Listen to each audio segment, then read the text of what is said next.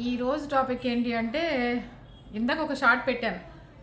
ఏమని అంటే నేను చీరలు కొన్నాను, అవి చూపిస్తాను మీ అందరికీ అని అందరూ చెప్పారు. మిస్ అమ్మ అది ఇదని పెట్టారు. అందరూ బాగానే గెస్ట్ చేశారు. అయితే ఓకేనా, సరే టాపిక్లోకి వెళ్ళిపోతే మన దిలీప్ గారు చాలా ఆవేశంగా అది ఇది జనాలు ఏమైనా పిచ్చివాళ్ళ, మేము పిచ్చివాళ్ళని చేయడానికి చాలా తెలివిగల వాళ్ళు ప్రజలు అది ఇదని మాట్లాడటం మొదలెట్టారు. ఇంకోటి ఏమో ఏమని మాట్లాడారంటే ఎవరైతే యూట్యూబర్ ఉన్నారో వాడి గురించి మాట్లాడాలి.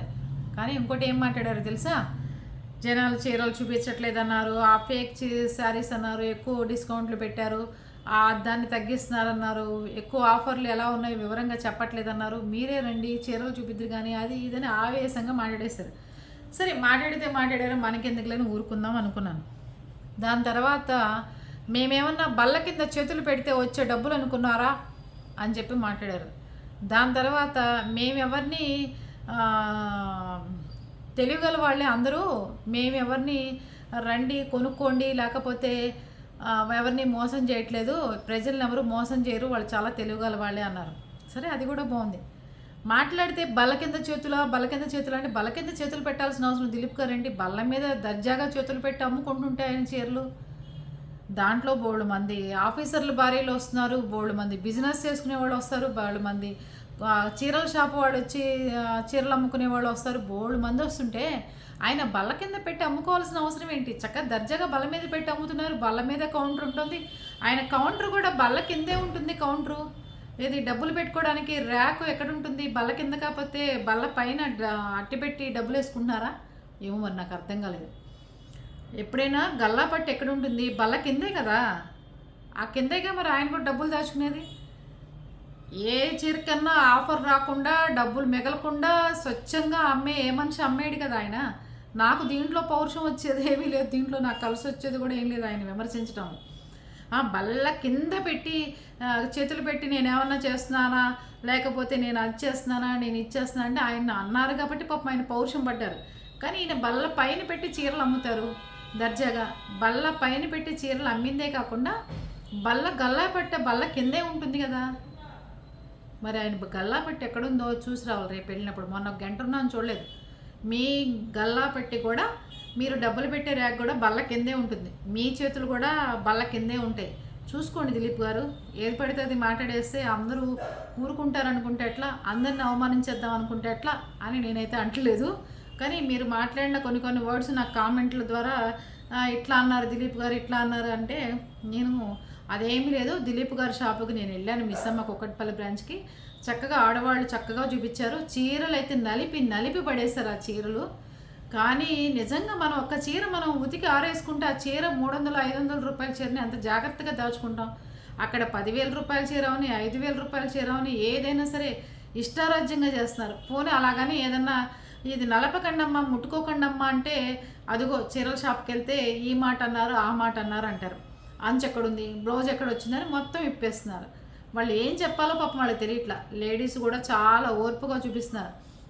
ఈ చీర బాగుంది, ఈ చీరకి ఈ పింక్ కాకుండా లేదంటే ఇంకో కలర్ ఉందా, ఈ ఆరెంజ్ కాకుండా బ్లూ కలర్ ఉందా, బ్లూ కలర్కి పింక్ కలర్ అంచు వచ్చిందా, ఇన్ని రకాలుగా వాళ్ళని మాటలతో చంపేస్తున్నారు.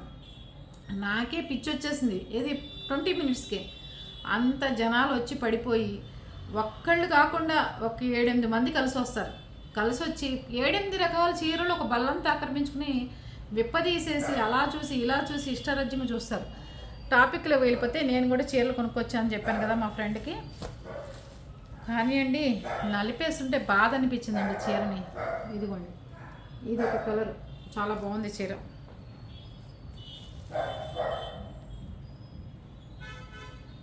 చాలా బాగుంది. శారీస్ అన్నీ 8,500 ఎంతో పడ్డాయి మొత్తం అన్నీ కలిపి. ఇది స్నఫ్ కలర్ కనిపిస్తుందా మీకు? ఇది స్నఫ్ కలర్. ఓకే,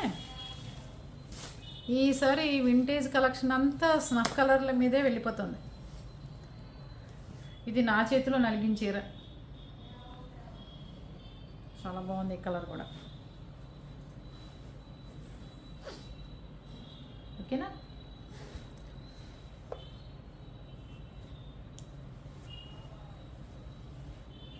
ఇది బ్లౌజ్. బాగుందా?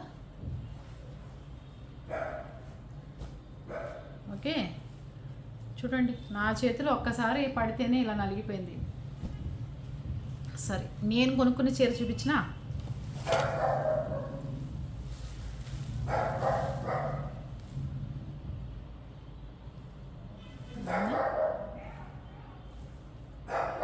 చాలా బాగుంది కదా. నాకు ఈ కలర్ లేదేమో అనిపించింది, ఉందో లేదో మీరే చెప్పండి. చాలా బాగుంది. ఇదిగో పళ్ళు. ఓకే, ఏదో సినిమాలో ఈ కలర్ని వాణిశ్రీ గారు కట్టుకుంటారండి. దాంట్లో అక్కినేని నాగేశ్వరరావు హీరో. దాంట్లో బాగా డబ్బున్న ఆవిడ వాణిశ్రీ అనమాట.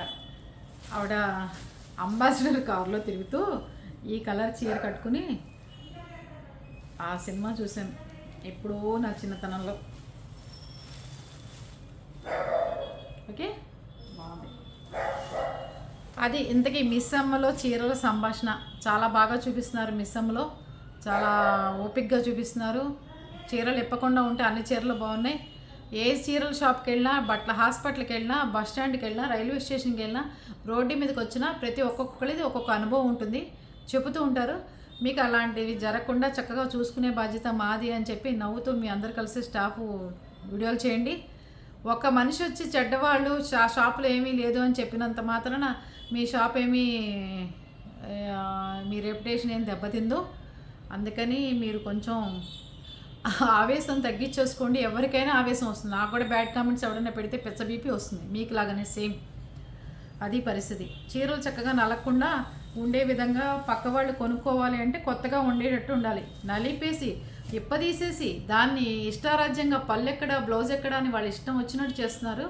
అది కొంచెం ఆడవాళ్ళు సరి చేసుకుంటే ఇంకా బాగుంటుంది. చీరల షాప్కి వెళ్ళినప్పుడు మీకు కనుక నచ్చిన చీర ఉంటే దాన్ని ఓపెన్ చేయమని వాళ్ళకి చెప్పండి. వాళ్ళు చక్కగా ఓపెన్ చేసి మీకు అన్నీ చూపిస్తారు. అంతేగాని 6-7 కలిసి ఒకేసారి అన్నీ ఓపెన్ చేసేస్తుంటే పాపం వాళ్ళు చాలా ఇబ్బంది పడుతున్నారు, చెప్పలేకపోతున్నారు. తర్వాత అవన్నీ మడతలు పెట్టుకోవాలంటే ఎంత కష్టం. మన ఇంట్లో 4 చీరలు ఆరేసుకుంటేనే కింద మీద పడిపోతాం మడతలు పెట్టుకోవడానికి. కానీ పాపం అన్ని వేల చీరలు వాళ్ళు చేయాలంటే కొంచెం ఇదిగానే ఉంది. కొంచెం కూకట్పల్లి దాంట్లో ఒక బ్రాంచ్లో మాత్రం కొంచెం నేను వెళ్ళిన రోజున అయిపోయి ఉండొచ్చు. స్టాక్ మాత్రం ఆ రోజు కొంచెం తక్కువగానే ఉంది. అంటే నేను కొనుక్కోవాలనుకున్నది అక్కడ లేదు. దానికి ఆయన ఏం చేస్తారు, అది పరిస్థితి. అందుకని పాపం దిలీప్ గారు కూడా బల్ల కింద పెట్టే అమ్ముకుంటున్నారు. చేయి పెట్టే గల్లాపెట్టలో తీసి డబ్బులు ఇస్తున్నారు. బల్ల కింద చేయి పెట్టే డబ్బులు దాంట్లో పెట్టుకుంటున్నారు. అందుకని మాట్లాడే ముందు కొంచెం చూసి ఆచితూచి మాట్లాడితే బాగుంటుందని నా అభిప్రాయం. ఒక సిస్టర్గా అది మిస్ అమ్మ మాది కాదు మనది అన్నట్టు మాకు కూడా తలో బ్రాంచ్ ఇచ్చేస్తే ఆడవాళ్ళందరికీ మేము కూడా బిజినెస్లో దిగిపోతాం మీకులాగా. మీ సిస్టర్కి సుందరి అని ఎలా ఇచ్చేసారో మాకు కూడా మిస్ అమ్మ ఇంకా తక్కిన పెట్టే బ్రాంచుల్లో మీ అక్క చెల్లెళ్ళందరికీ ఇచ్చేసేయండి. లేడీస్ లేనిదే చీరల షాప్ లేదు. అందుకని లేడీస్ అందరినీ కలుపుకుపోతుంటేనే మిస్ అమ్మ మీది కాదు మనది అని గుర్తుకొస్తుంది. ఓకేనా?